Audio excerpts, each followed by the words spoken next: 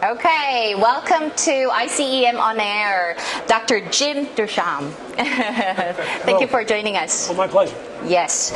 You are the president of IFEM, right? Yes. And the main host of the ICEM 2019. Could you briefly introduce IFEM and also about the ICEM as well?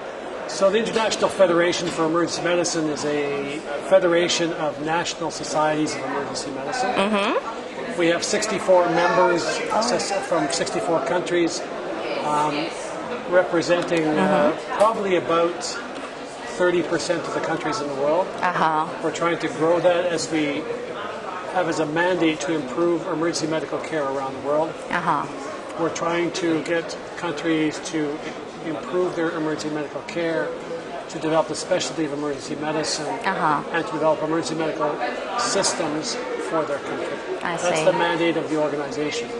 So we hold this international conference, the ICEM, now every year. It used to be every 2 years, with the idea that it allows for networking, it allows for sharing of scientific information and research, and allows us to link with people who are maybe unable to link with us any other way, so that we can help them address their problems. Right. So it's the very place where you can get all the information and like share the ideas and also learn things about emergency medicine, right? That's right. Yes. Also, is this your first visit in Korea?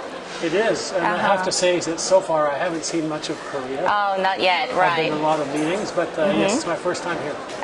Are you going to have some free time during the rest of the schedules? Maybe trying not. to find some free time. Yes, I hope you do. What about the emergency medicine in Canada? So emergency medicine in Canada has been officially recognized as a specialty now for 36 years. We've had a national organization for more than 40 years. And it's like anything else. We are much further along the pathway than most countries. But as a result of that, you have other problems. We have an aging society, just like you do here. That's true. We have to deal, therefore, with an aging population in our emergency departments, which is much more complex and difficult care. We have many more people who require long-term care support, which then blocks our hospitals and prevents access to beds in the hospital because of people waiting for long-term care facilities. That's true. So that, you know, there's initial challenges when you're developing emergency medical care. Do we have the right system? Do we have the right tools? Do we have the right training? As your system matures, other challenges come along. How much do you expand the role of emergency medicine? If I was to go to Africa, do I include basic vaccinations in the emergency department visit? Because they're not going to get them anywhere else. That's true. Whereas in Canada, the person who has a substance use disorder, who's addicted to heroin or something else, who's going to help them get off their addiction if the emergency department doesn't refer them to an addiction disorder clinic? So then you're talking about public health and social interventions, which is not anyone's definition of what an emergency is, but becomes critical when you have domestic partner violence and someone's been battered. Getting that person into a shelter, getting that person help is, again, public health and prevention, but seems somehow integral to emergency medical care.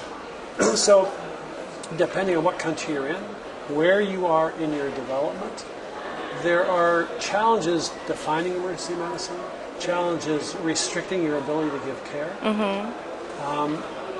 But I think if you took a step back and looked at any part of healthcare, that would probably be true elsewhere. It's just that because we're the access point to the hospital, our problems are magnified, because if we have problems, we mustn't forget that every other specialty in the hospital has problems, and we're the funnel that everything goes through to get into the hospital.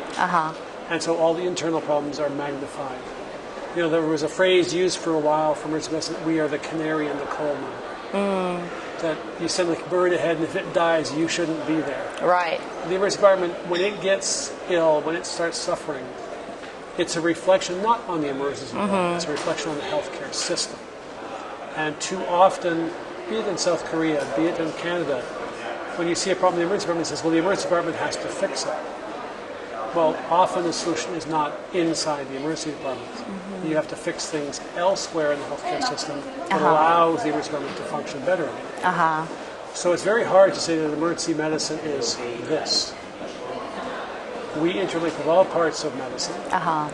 We link with all the management systems that are there, because when it doesn't work elsewhere, it backs up on us. So we have to be very knowledgeable about systems.